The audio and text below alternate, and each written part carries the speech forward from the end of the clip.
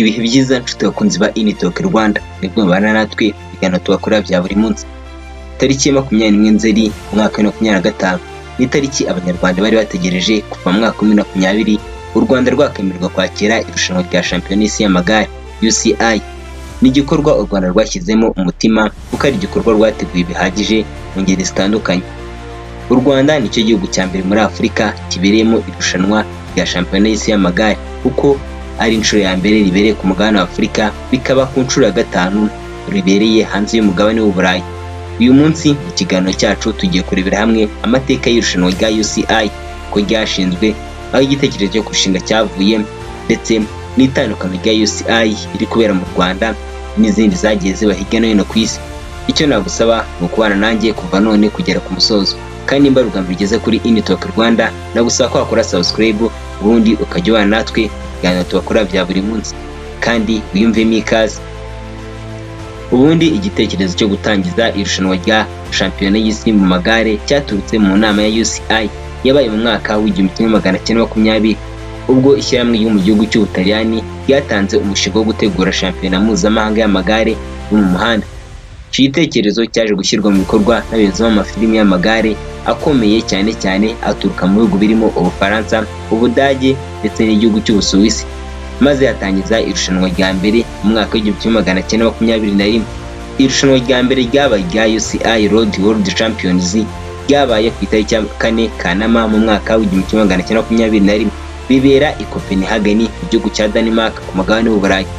I Copenhagen muri Denmark ku nshuro ya mbere UCI Road Champion yakinywe n'abatarabigize umwuga, maze mu mwaka w'1927 hateguwe UCI Champion ku nshuro ya mbere y'ababigize umwuga, ikaba yarabereye mu gihugu cy'Ubudage aho Umutaliyani Alfredo Benda yegukanye umudari wa mbere.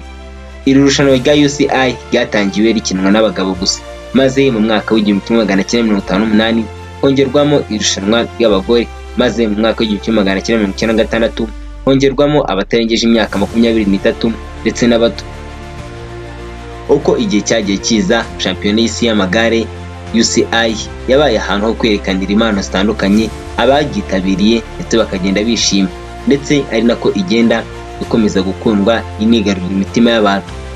UCI 2025 iri kuba ku nshuro ya 98 aho iri kubera ku mugabane wa Afurika ku nshuro ya mbere, by'umwihariko ikaba iri kubera mu gihugu cy'u Rwanda. Bikaba ari inshuro ya mbere ibereye ku mugabane wa Afurika, ndetse ikaba ari inshuro ya 5 UCI ibereye hanze y'umugabane w'Uburayi, kuko UCI ya mbere yabereye hanze y'umugabane w'Uburayi yabaye mu mwaka w'1974 i Montreal mu gihugu cya Canada.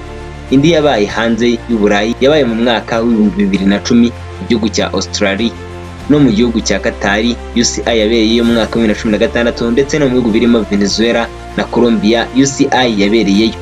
Ku nshuro ya 5 UCI irimo yabera mu gihugu cy'u Rwanda, ikaba ari indi yo mu mwaka w'2025. Mu mwaka w'2019 nibwo u Rwanda rwatanze ubusabe bwo kwakira isiganwa rya mbere ku magare mu isi UCI, aho u Rwanda rwari ruhanganye n'ibihugu birimo Ububiligi ndetse n'igihugu cya Maroc. Gusa byaje kurangira ubusabe bw'u Rwanda aribwo bahawe agaciro, maze rwemererwa kwakira UCI 2025. UCI 2025 izamara iminsi 8 aho yitabiriwe n'abagera kuri 918 baturutse mu bihugu bigera ku 110, ndetse UCI 2025 iri kubera mu Rwanda akaba nayo ya mbere izagaragaramo gusiganwa n'umuntu, aho umuntu abasiganwa n'ibihe ndetse n'imisozi igoranye yo kuzamuka, arimo nko guterera umuhanda Norvège Karama uzamuka umanuka ujya Nyamirambo, aho uri kuri metero isaga metero 5475. Ikindi ni uko UCI 2025 iri izakorwa ibirometero bigera 2675. Ngayo nguko amateka ya UCI iri kubera mu Rwanda.